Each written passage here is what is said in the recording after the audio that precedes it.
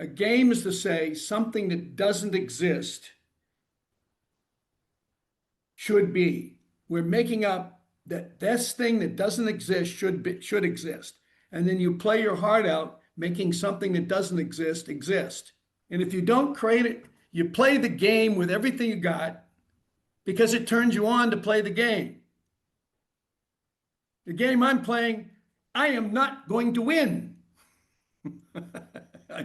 I am not going to win that game. So what? I'm playing. And I'm looking for other people to play. And if we get thousands and millions of people playing, who knows how it might turn out. Welcome to Landmark Difference Makers, where we interview people making a remarkable difference around the world. Get ready to be inspired. Let's jump in. Hello, everyone. Welcome. My name is Seamus Ford. Today, we're going to be interviewing Randy McNamara. He's a retired Landmark Forum leader who spent decades empowering people to live lives of possibility. And now in his retirement, Randy is once again choosing to stand for others by dedicating himself to impacting climate change. Randy's mission is to empower and enable people, organizations, and governments to produce miraculous results that ensure a thriving, livable planet. He coaches visionary individuals working on clean energy technologies, restoring forests and oceans, and preventing nuclear war. His commitment is a testament to the power and purpose of the human spirit's capacity to give, even in the face of adversity. And I've really been looking forward to this interview with Randy. He's somebody I've known for a very long time. I consider him a personal friend. And to a certain extent, this is actually a chance for he and I to catch up. So with that, Randy, welcome and thank you for being here. I love it. Thank you for inviting me. Randy, the first question that I really want to ask is, I think, a pretty obvious one, which is, you spent 50 years leading transformational programs, going back to very early in the S training, all the way through to the Landmark Forum, and not that many years ago, leading the Landmark Forum, the Landmark Advanced course, training program leaders, and a myriad of other things that I'm not mentioning. And people wouldn't blame you after that tenure for just kind of taking your time for yourself. And I'd just like to give you a chance to say what is it that animates you, motivates you to go into the topic of climate change? First of all, retirement is an absurd thing. To retire from what? And I'm talking every single one of us in this, it's in this podcast or listening to the podcast, everybody wants at the very least to have an experience that their life mattered to them. Whether you're able to make a difference in the world that changes the world in some way, that's an entirely different domain. Can what you're doing yourself leave you fulfilled, that you're doing something that fills your heart? So I happened to, when I first retired in 2016, I went back to discover what my life was about. And I realized that my life is about waking people up so we take care of each other and make the world work. And I looked around and I saw the biggest thing that was making the world potentially not work was climate change. And I said, okay, I'm going to work on that. And we were talking briefly before our conversation, and one of the things that strikes me about climate change and sort of the inertia around taking effective action regarding climate change is actually it's not just inertia, it's outright actions to delay it, can suppress any actions that's going to take care of it. So resistance, real resistance. Go ahead.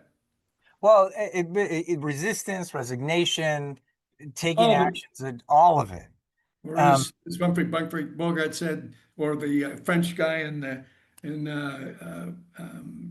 at Casablanca, the usual suspects. Well, you're very familiar with that aspect of human nature. Yeah, sure. And have worked, for, as we said, decades. Do you see a role for the work of transformation in Sure. impacting all of that? Sure. There's always a place for somebody to make a difference who is willing to go out and make a difference. So there's a place for it. Yeah. And look, I know of 2 million organizations that are working on some aspect of the climate crisis. 2 million. And everybody's playing their part. So yes, there's a place. And how do you see that? Or actually, let's talk a bit about the work that you're actually doing with players in this space. Very, very, very simple because I'm using one of the fundamental things that Werner Erhard made available to us called actions, a correlate of the way in which whatever you're dealing with occurs for you. So if I took this plastic bottle here and you and I were sitting face to face in the room and I suddenly threw it right at your head, you'd go like that. Okay. Protect yourself. If I said to you, hey, Seamus, catch, and I threw it 15 feet to your right, you'd sit there with your hands in your lap. In both cases, your actions are correlated to the way in which what you're dealing with occurs for you. And what I do is I work with people to identify in language the way things occur for them, set that aside, and invent new ways of dealing with what's occurring with them. So I'm not dealing with climate change itself. I'm dealing with the way in which the whole area occurs for the people I'm coaching. So tell us some of the organizations you're working with and what they're actually at work on themselves. Okay, the Pachamama Alliance, which is working on environmentally sustainable, spiritually fulfilling, socially just presence of humanity on this planet. That's one. I work with some people at the Global Climate Alliance, which are working on reforesting parts of Africa and using agroforestry, where you combine agriculture with forestry. Another organization called the Black Jaguar Foundation, which is reforesting the Araguaia River Basin in Brazil. And they're planting 1 billion trees in Brazil. And I'm working with let's see, let me think of another one. Ioneer, which currently manufactures 10% of the lithium in the world and is building the largest lithium mine in the United States ever. It's $2 billion. It's about to be built. So that's a little taste of it. I could go on and on. The Global Security Alliance, which is Global Security Institute, which is working diligently on preventing the use of nuclear weapons. But there's 40 of them. I go over each one every Sunday. I go through each one of them and each person, so I get a reel for myself. But I'm not going to do that to you. Well, that's actually really extraordinary. You know, 40 different entities, 40 different people. That's a lot to hold. Not really. Well, It's absolutely not. I work 30 minutes with each one once a week. I start my day at 4 o'clock in the morning. I get up, I'm up and doing my calls from 5 a.m. to 10 a.m. weekdays. And you do 30 minutes a day, 30-minute coaching sessions for well, let me ask that's it. Let me ask it this way. Because part of what we're committed to with this podcast is making being in action accessible to people. Yeah. And you talked earlier about how people's action is a correlate to the way the world occurs for them. Yes. I would assert that the world occurs for you differently than the average person. A lot Only of only for one reason, because I created a mission and I'm having my ways of being and acting consistent with my mission. Anybody in this podcast or anybody ever leads it can create what their life is for and then think from what their life is for and act on it. Well, let's talk about that a little bit, just to make this a bit more accessible for somebody who might be like, what are you talking about? Yeah, go ahead. Because you can get how having responsibility for 40 different entities could be intimidating to some, right? So Yeah, but I'm not, yeah, it could be. I understand, but let's pretend that one of those people's in the room with us and we're gonna take care of them. Yeah. So if you look at, so in fact, let's just pretend this for a moment. Let's pretend we're speaking to somebody who is wanting to make a difference in something, or maybe they're part of an organization already that has a mission, and they don't experience that they're having an impact or that they're making a difference. What would you say is the first place they want to look? Is the mission really touching them? Is it fulfilling them? Does that mission touch, move, and inspire them? If the mission that you're creating doesn't touch, move, and inspire you, you better go someplace else or invent a new mission. For me, that's the beginning and the end. I can remember when I first met James Calloway, who was the manufacturer of this lithium. I said to him, I said, Jim, what's your mission? He said, I don't know. You know, I never thought I had a mission. I said, what have you been doing with your life? Well, he was born to a billionaire oil man, and all of his earlier education and work was in oil. He said, I woke up one day and realized oil is killing the planet. I'm not doing that. So he went to wind farms and solar farms. I said, oh, your mission is to save the planet. He said, yeah, that's it. That's it. Save the planet.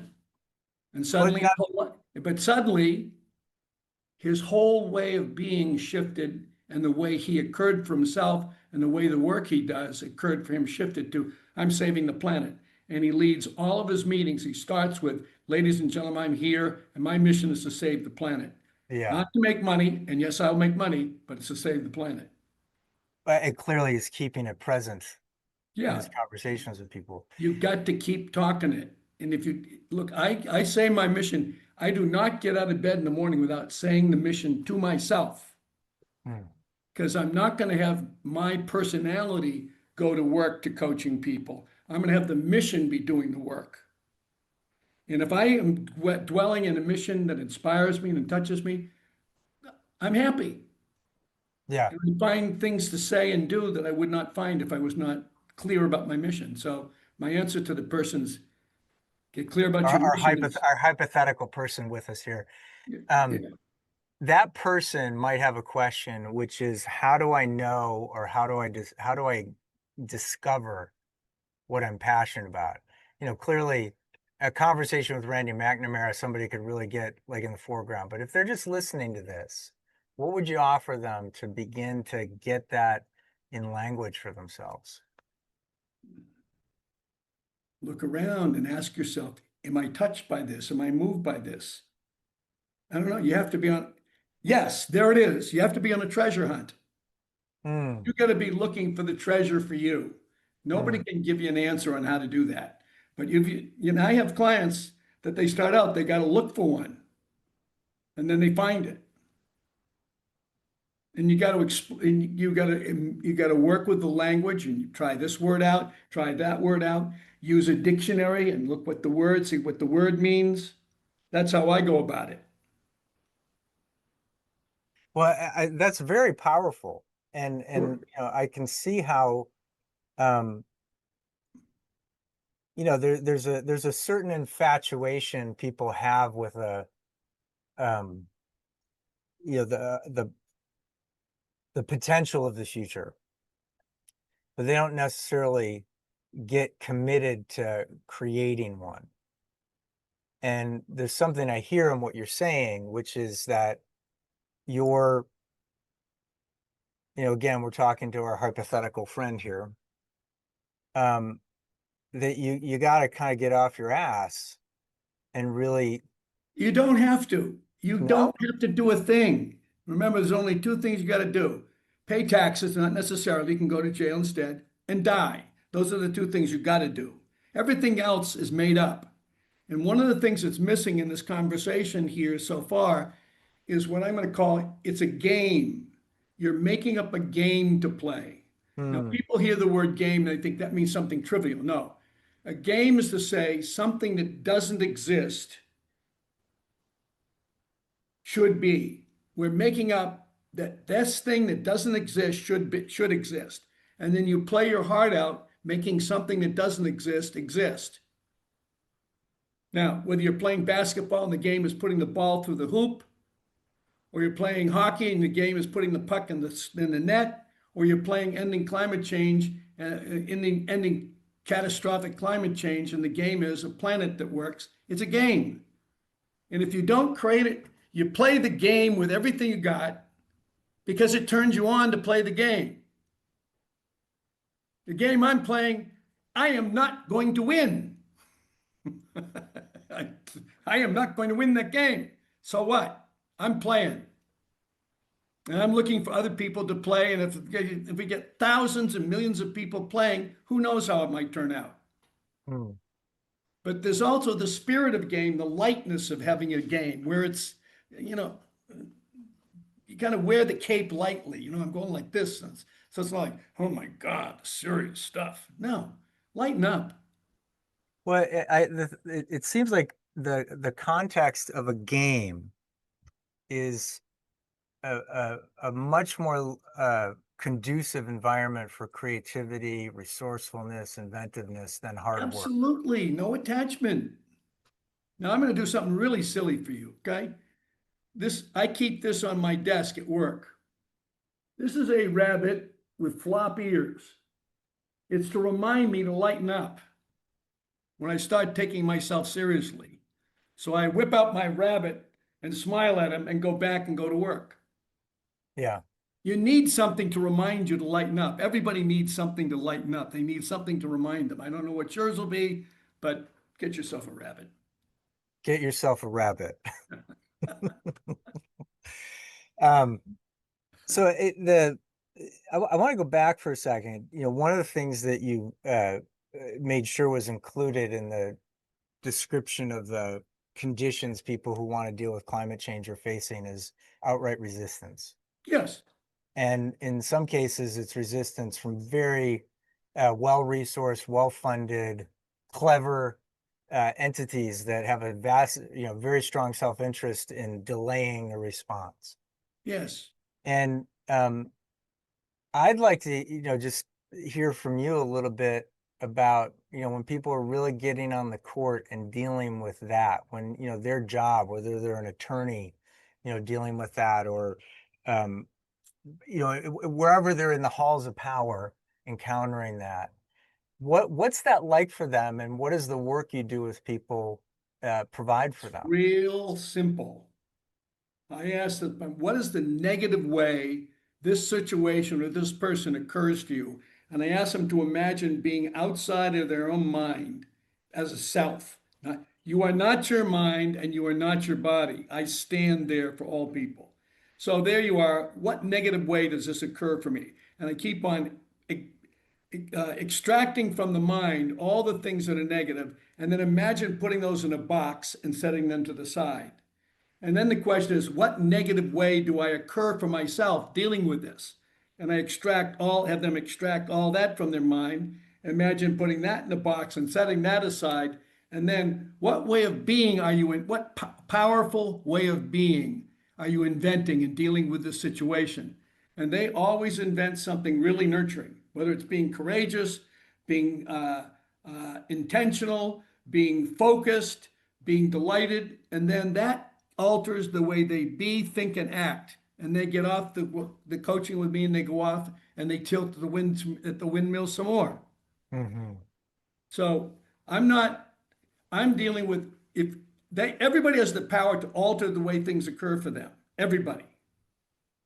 And I'm looking to extract all the negative things that get in the way so they're free to invent ways of being that fulfill them.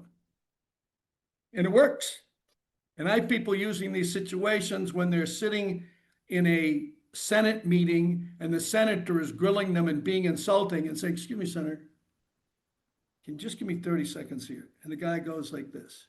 What is the negative way this guy occurs for me? Occurs as brutal, he occurs for me as insensitive, he occurs for me as insulting. Put that in a box, set that aside. What's the negative way I occur for myself? I occur for myself as terrified of this guy and frustrated. Put that in a box, set that aside. What is my mission? My mission is creating green energy. What way of being am I inventing?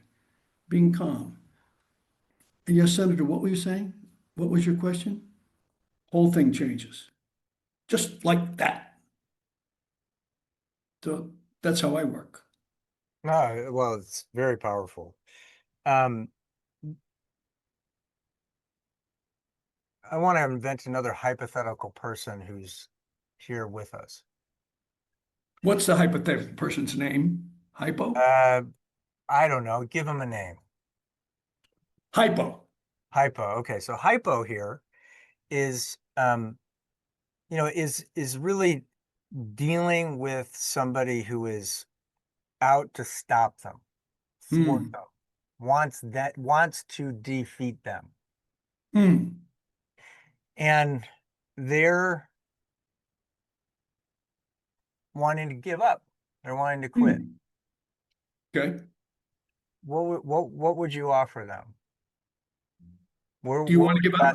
Where would you The first question I want to know is, do you want to give up? You can give up. It's okay. I'd make it okay to give up. Hmm. People can't get it's okay to say, "Hup, I'm giving up." See, in the whether you're lead, would you took the S training, or do they still do empty and meaningless in the forum? Yes, they do. Aha, okay. I live there. That life is empty and meaningless, and it's empty and meaningless that it's empty and meaningless. The freedom to be able to invent interpretations. So therefore, there's no significance in giving up. It's okay, you can give up. On the other hand, the other option is maybe you want to reinvent what you're doing. What would you like to reinvent? Or what would it look like if okay, you're going to give up. What are you going to do? Huh? What are you going to do with your time if you give up? Well, I think what this kind of points to, now I'm going to talk to Hypo. Um, Hypo, uh, there is you can playing a game doesn't necessarily mean you have to win. Playing a game is for the love of the game. And the thing that I really hear, what that stood out for me and what you said a moment ago, Randy, is you're not going to win this thing that you've undertaken. No. That doesn't have one Now clearly. listen, it's predictable that I'm not going to win. It doesn't mean necessarily that I'm not. Right. But I'm not concerned with winning. I Yeah. want to talk to you about something very important, Hypo. It's called being a mission-derived human being. That's different than a mission-driven person. A mission-driven person has got their mission they're trying to make happen out here, and they're driven to get to it. They're compulsive, they're contained. A mission-derived person is embodying their mission and they're coming from it all the time. Nothing stops them from experiencing being the mission. So, Hypo, you want to be a mission-derived person, and then if you're mission-derived, you may want to go, okay, I'm going to re-up for the mission I'm on. Yeah. I'm having led the self-expression leadership program for many years. I'm reminded of, I think one of the most powerful things that we offer people through that program, which is, there's a distinction between being committed to something and being attached. And so often, particularly in the context of working hard, particularly in the context of life and death and seriousness, it's almost impossible not to be attached. And when one is attached, you're robbed of that potential resourcefulness, their potential creativity, the real inventiveness that's available when simply being committed to something. Because not producing a result, you're still left with your commitment. It's not a defeat. It's not an end. And it's actually really difficult to take it personally. You know what I call it? Please. I'd call my clients, I'd tell you, you just hit a speed bump.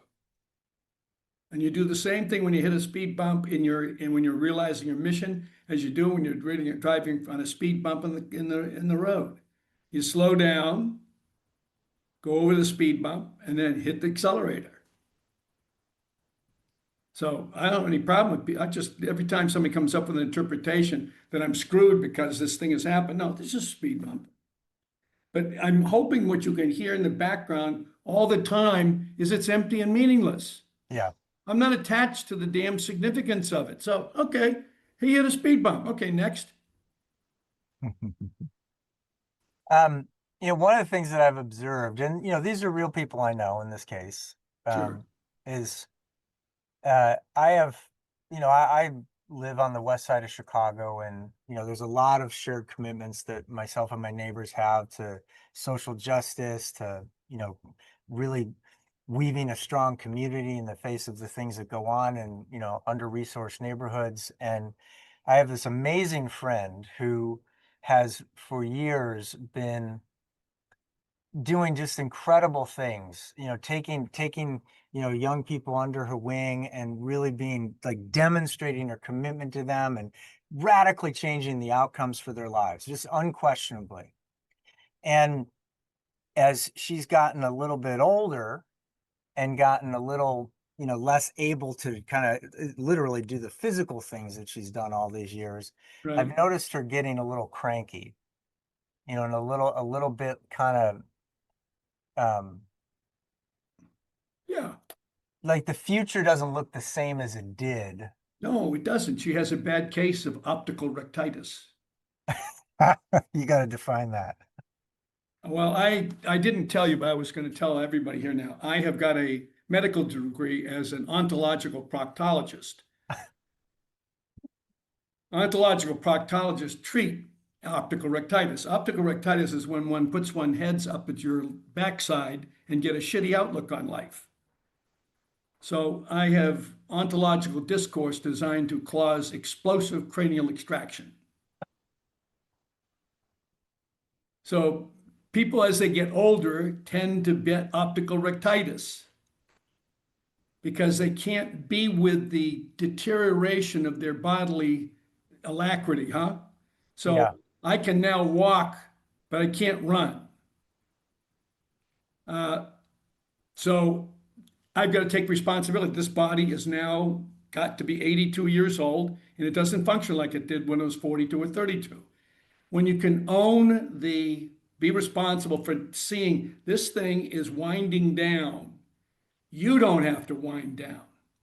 Mm. It can wind down, but you can embody your mission and carrying out your mission in whatever form you can at the moment that you couldn't when you're in the past. I can't jump on an airplane anymore and fly around the world. I can't do that. Even if you would have given me the opportunity, say, Randy, call me up and say, hey, would you like to? No, I can't do that. But that doesn't stop me from being able to contribute in whatever capacity this system makes possible now. So that's your friend's dilemma. Yeah, no, that's very powerful. And I really hear it's, I mean, I've got an opening to have a conversation, a distinct conversation with her out of what you just shared. Thank you. Yeah, yeah. Um, well, an interview with Randy McNamara, given your tenure with the work of transformation, going back as far as it did, going back to the beginning, one of the founders of our thing.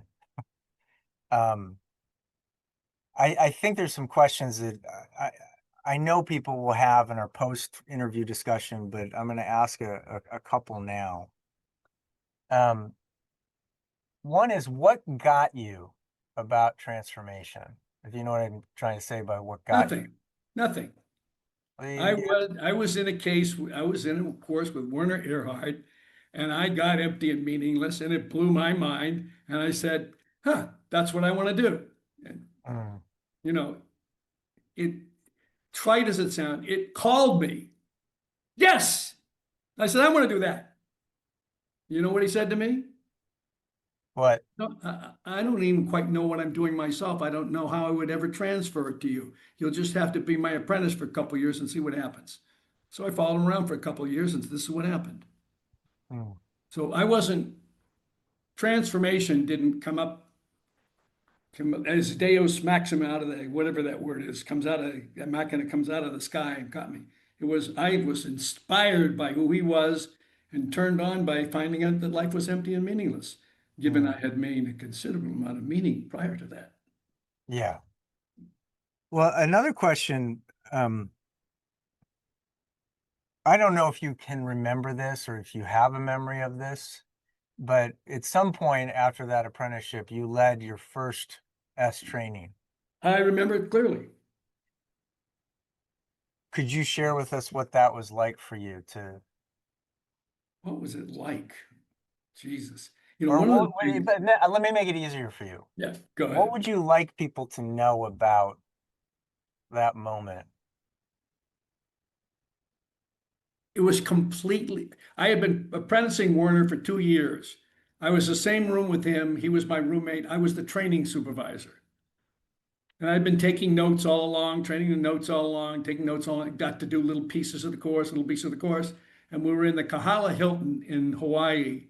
And I got up early, got the room set up, and I came up and I tapped him on the shoulder while he was still asleep. And I said, Werner, it's time to get up. And he said, I'm not going. I said, what do you mean you're not going? It's your time. I said, but Werner, I'm not ready. He said, you don't have to be ready. Go down in the room. It's in the people. So I went down the room, and sure enough, I took my notes and it was in the people. Mm. And that's how it started. Mm. And it's been in the people ever since.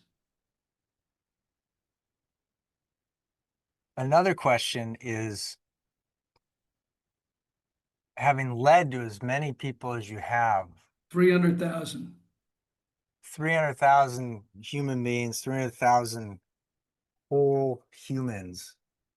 I tell you when I got it was 300,000. I could never get that figure, sounds so horrendous. I was leading a course in New Orleans and we had a meeting room in the Super Bowl there, the Superdome. I went to the 50-yard line and looked around. There's 100,000 seats there. And I realized I had trained 3 times the number of people in that room. And then I got it. You can't ever possibly experience what it is to have 300,000. Yeah. It's a concept. Yeah. But that little moment in the Superdome, that got me.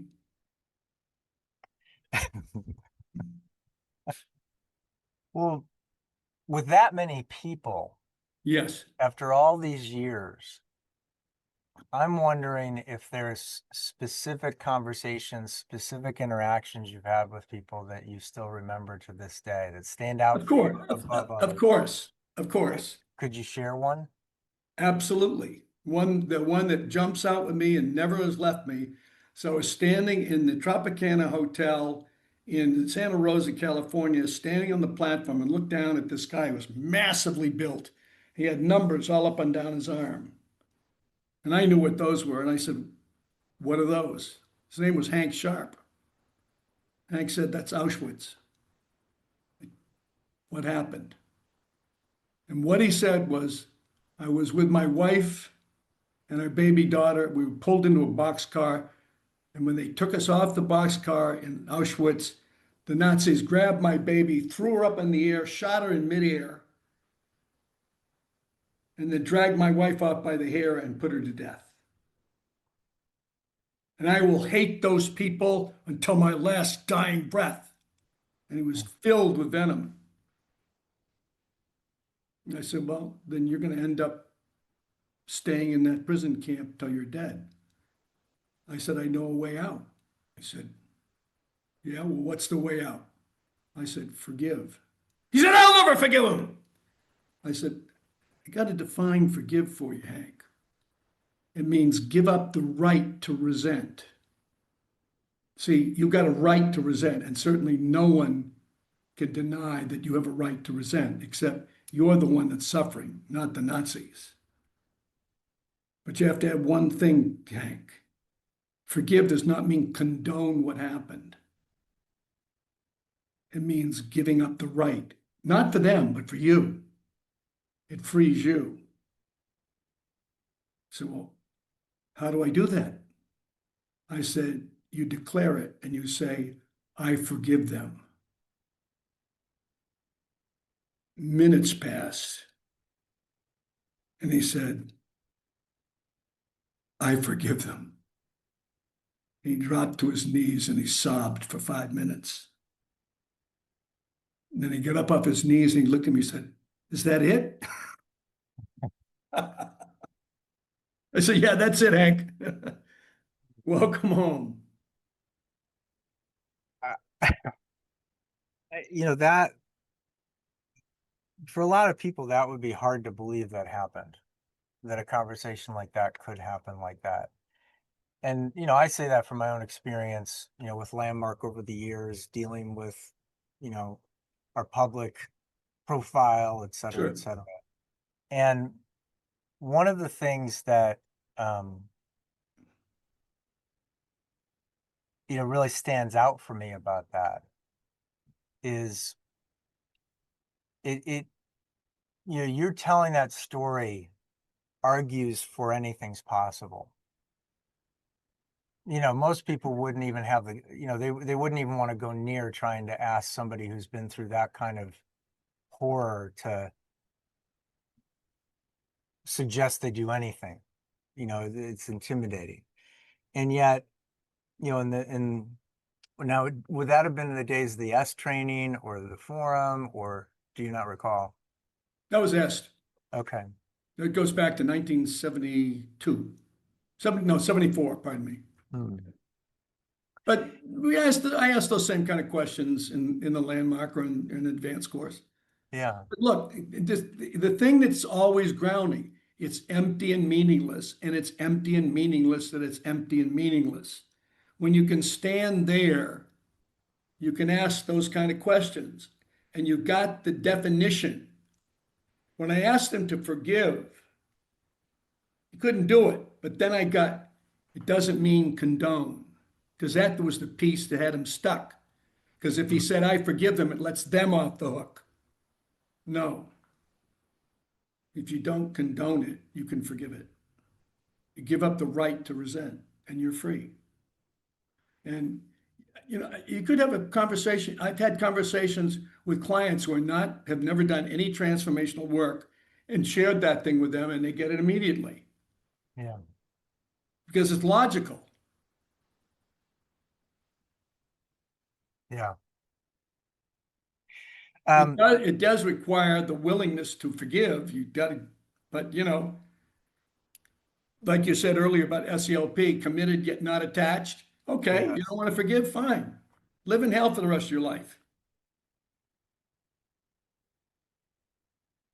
Well, the place I was going with the the last thing I said is that it's hard for people to believe that that kind of shift is possible in a relatively you know almost a very, very short period of time.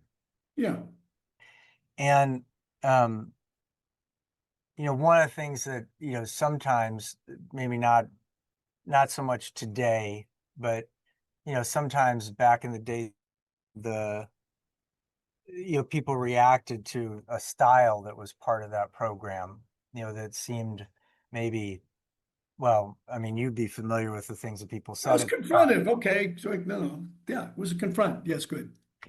But that 50 years, a lot has shifted in you know society, across cultures, Sure. um, where that willingness to own, to look, to seek to be responsible for something seems, not that people don't wrestle with it, but there's a willingness to be responsible to a greater degree in my observation. But I'd like your take on it from all the way back to 1972 to the present. Um, do you think anything's changed? I don't, I've definitely seen a crystallization of ego, Can you say more what you a mean by that? crystallization of people looking out for themselves, trying to make it for themselves, the crystallization of being attached to their, to their phone and on my phone, but attached to this little device here, and a crystallization of righteousness. I've seen it. It's gotten more. It's in bold relief now.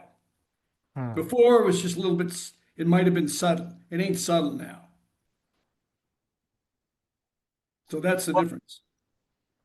So you would say that people are more or less willing to be responsible for? I don't know. I haven't talked to them. I don't know. Okay. One of the things that I try to discipline myself, notice I said try, is to not deal with the theoretical. Mm-hmm. All the things I coach people in, I first of all use myself as the guinea pig to discover the tools that I use with people. I never do anything with people I haven't worked out, found out it works over here. So I don't like to do Well, generalization. it's interesting you say that, because if I was to answer the question I asked you, the thing I would say has changed is that people have access to so much instantaneous information that they deal with a lot of life in the abstract and a lot of Oh, their own life in the they're not abstract. even, no, I totally agree with you. It's conceptual. They're living in a story. Yeah. And, there's, you got TV, you got 50 different, all the different electronic distractions and the rest of it. They're not even home. So nobody home. A lot of Yeah. people really, really not home. Well, a lot of people are going to listen to this podcast are people that have participated in transformational work, probably have, an affection or a connection to you. I don't think so. I'm going to Well, object. I think a lot of the people that have an affection for me are on the other side of the grass. of those who remain. Of those who remain on this side of the grass, yes, that some of them have affection for me. I got No, that. but they might be interested in just, they've heard your name, whatever that may be. It's kind of secondary to what I wanted to ask. Right. Um, somebody who is experiencing being gotten by what this is, and I mean in a very broad sense, transformation, the possibility, and the infinite possibility of life being empty and meaningless, and it being empty and meaningless, that it's empty and meaningless, and much more. Yeah. They find themselves gotten by it. Yeah. As somebody who will be on the other side of the grass eventually, what do you want to say to somebody who's just found themselves gotten by it? Go to work, live it. Take it on. Remember, we're all going to die in the end anyway. You might as well give everything you got to what you're doing. That's great, Randy. You Randy, I can't tell you what a gift it really has been to have this conversation with you. It's really just a joy for me personally. It's fun for me. And I also want to thank our Hypo, our other guest, for being such a great participant in the conversation. But really, thank you.